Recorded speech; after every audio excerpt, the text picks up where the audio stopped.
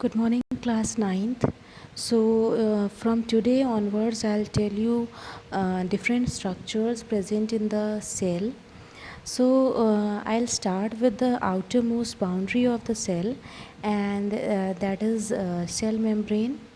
This outermost boundary, or the cell membrane, or the plasma membrane, is the outermost covering of each and every cell. Either it is prokaryote or eukaryote, either it is an animal cell or plant cell, bacterial cell.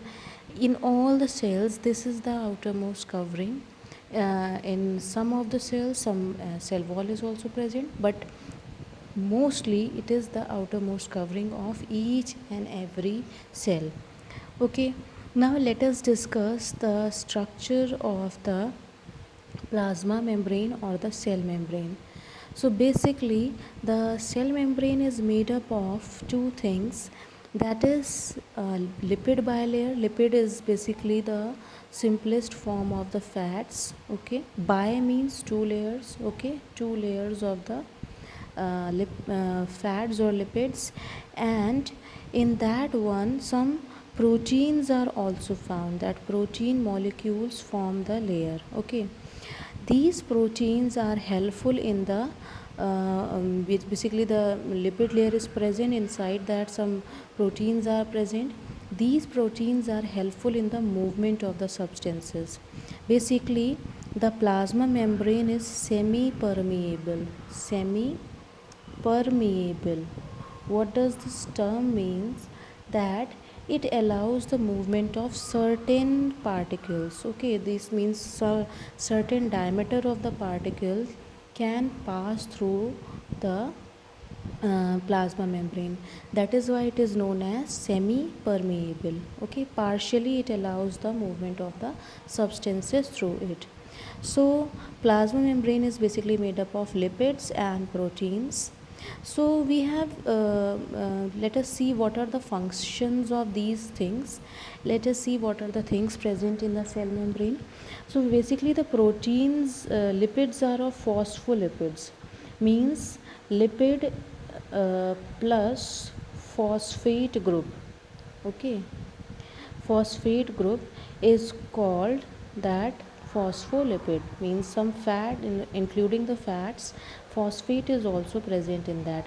So lipids are of phospholipid type.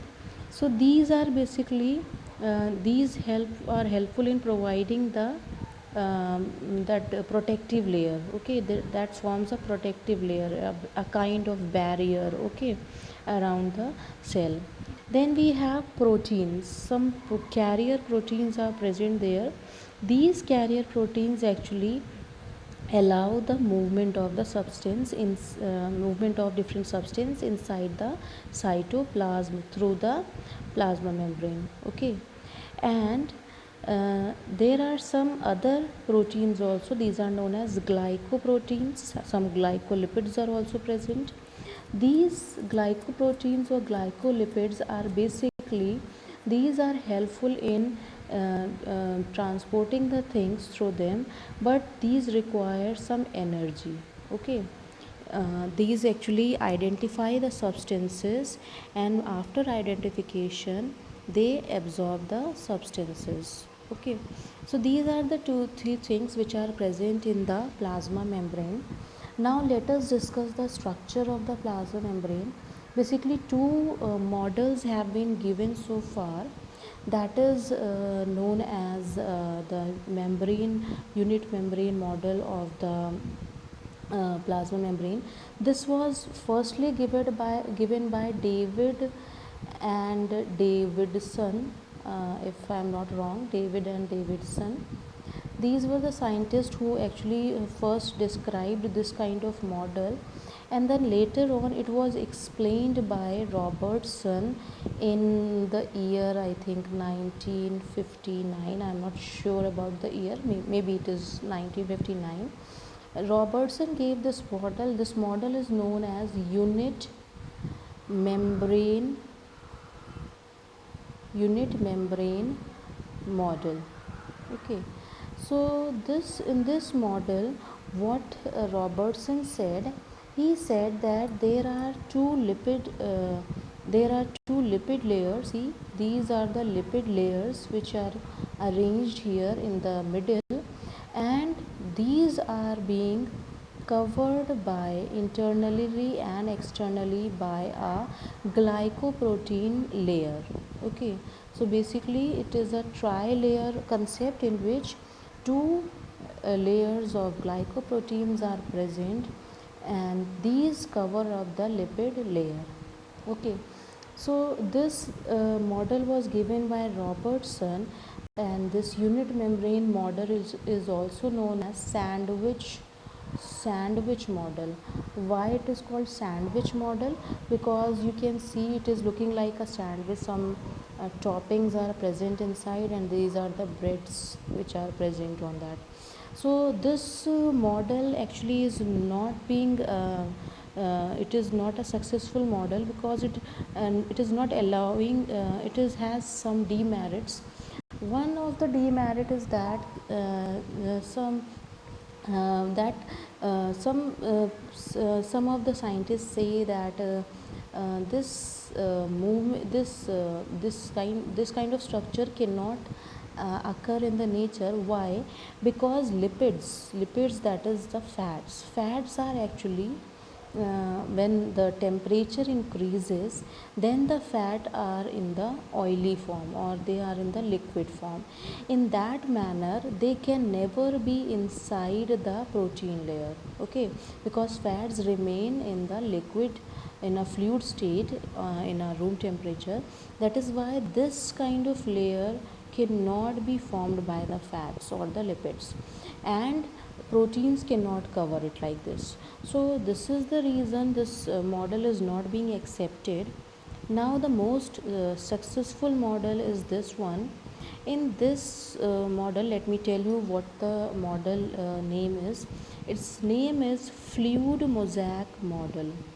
Fluid mosaic model.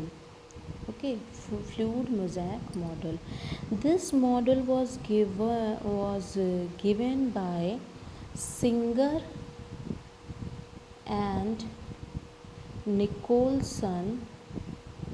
Singer and Nicholson in year, I think, 1972.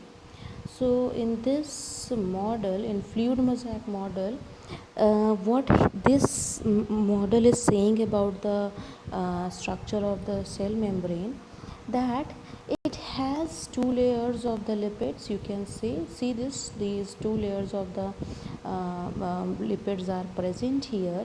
One is outer, one is inner, and in these two, because these are the fatty layers, so these are in the liquid state, or in a fluid state.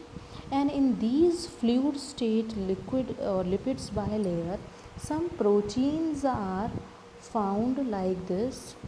Some of the proteins are found embedded. Okay, these, and some of the proteins are found floating on that. Okay, it because if you see it from the upper side, then how it will look like it is the lipid layer, and in that lipid layer you will see these kind of proteins, kind of the structures are either, these are floating. So in this manner it is looking like a mosaic. Okay, mosaic flooring. That is why it is known as fluid mosaic model. So this actually describes the actual structure of the cell membrane or the plasma membrane. Why is it so? Because in this there are some proteins which are submerged. Okay, and these proteins can allow the movement of the substances. Okay, and other than that, some protein molecules are also present outside.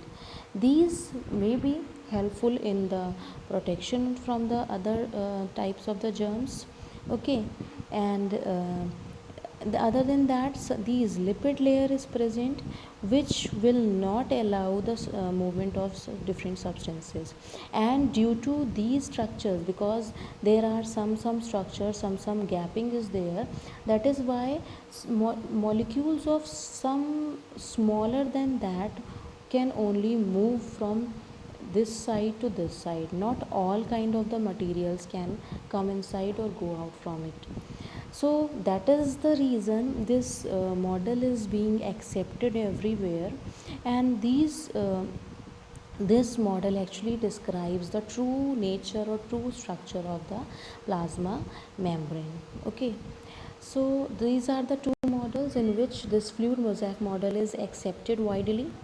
Now let us see what are the functions of the plasma membrane. There are many functions.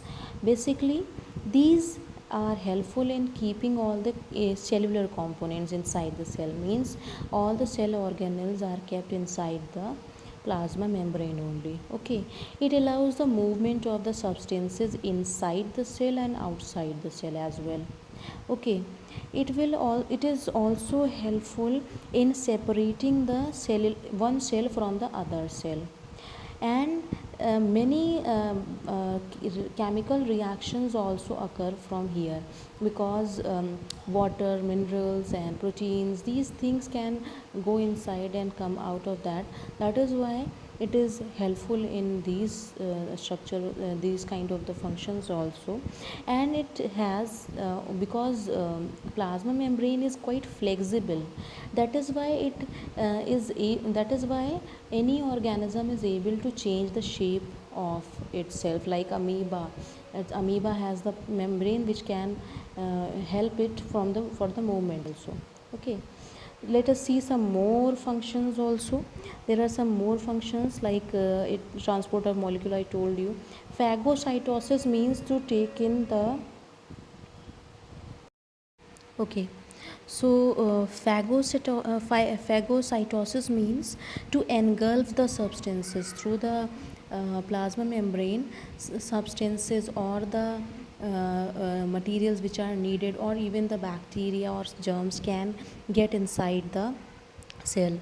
Pinocytosis means to take in the liquid components. Okay, cell to cell communication means transport of the substances within the cell or from one cell to the other cell.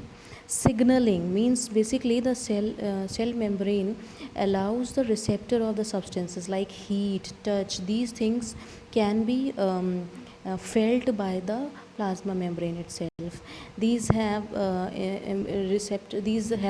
receptors, or these can signal against the enzyme action also, protein action also. These protect the cell or organelles that I told you already. And these segregate the cell from other cell. And these some modifications are also present, like in case of microvilli in the intestine. I told you the microvilli is present inside the what we say is that small intestine, that actually helps in the absorption of the nutrients from the food. So this is also present there. Okay, other than that, myelin sheath is this present in the neuron. That neuron structure, I'm drawing it quickly, and this myelin sheath is present there.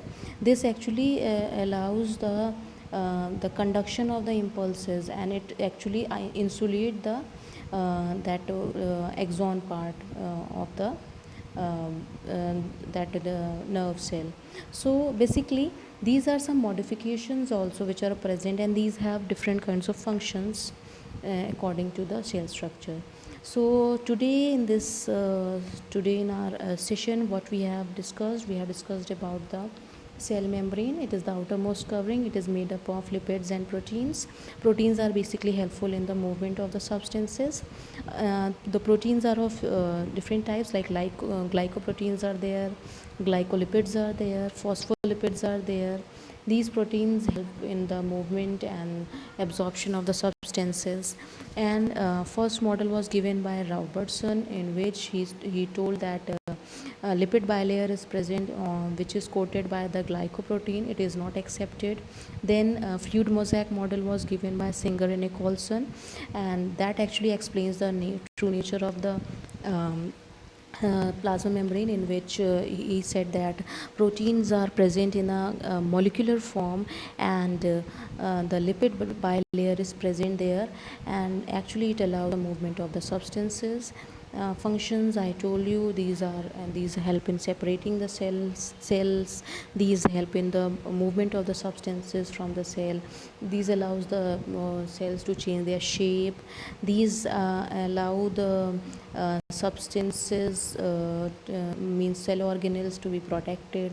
These help in engulfing the substances. Okay, so now my today's topic is completed. Tomorrow I'll tell you how the cell membrane, how the molecules or different substances move from one cell to other cell, and what are the different processes involved in that. So thank you, class. If you have any query, you can ask in the group discussion.